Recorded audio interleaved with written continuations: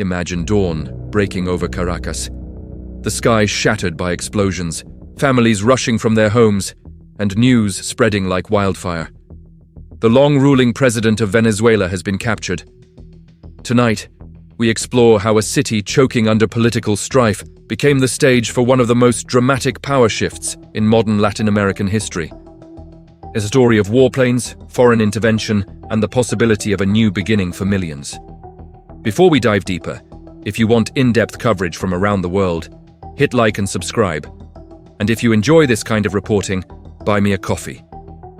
Because creating thoughtful content takes real time, effort, and heart.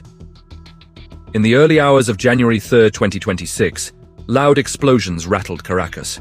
Across the capital and nearby regions, eyewitnesses reported airstrikes and low-flying aircraft. Within hours, US President Donald Trump announced a daring military operation inside Venezuela, targeting President Nicolas Maduro, a leader who had ruled for over a decade. US forces, reportedly including elite units such as Delta Force, struck military installations, isolated key strongholds, and captured Maduro and his wife, Cilia Flores, during the operation. They were then flown out of the country, reportedly en route to the United States to face criminal charges. This event marked the most direct US military involvement in Venezuela in decades. An escalation rooted in months of rising tension, alleged drug trafficking indictments, and geopolitical friction. People involved Nicolas Maduro.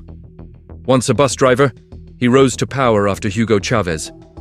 His presidency was marred by economic collapse, accusations of election fraud, and widespread human rights abuses. Cilia Flores, First Lady and powerful political figure aligned with Maduro's inner circle. She was reportedly captured alongside him.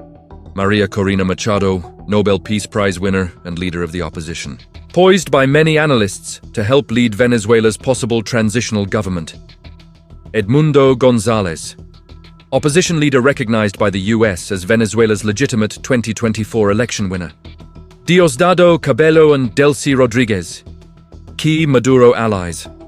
Powerful figures in the ruling Chavista movement who denounced the US operation.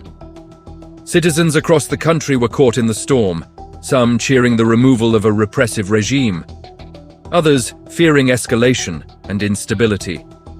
According to political expert Jorge Draisati, Machado and González would assume a transitional government with strong public support.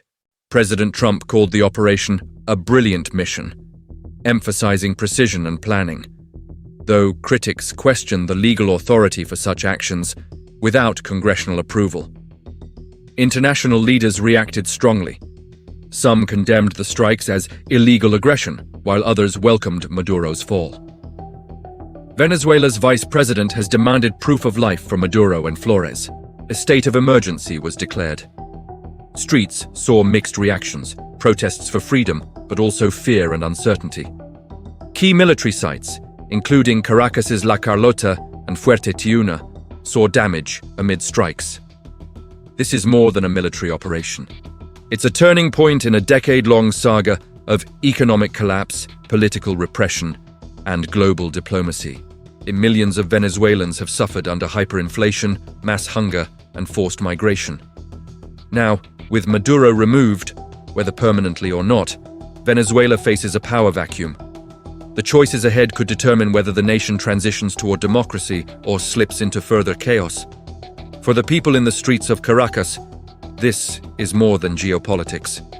It's the hope of a future where children can laugh without fear, where families stay together, and where a nation scarred by hardship might finally heal.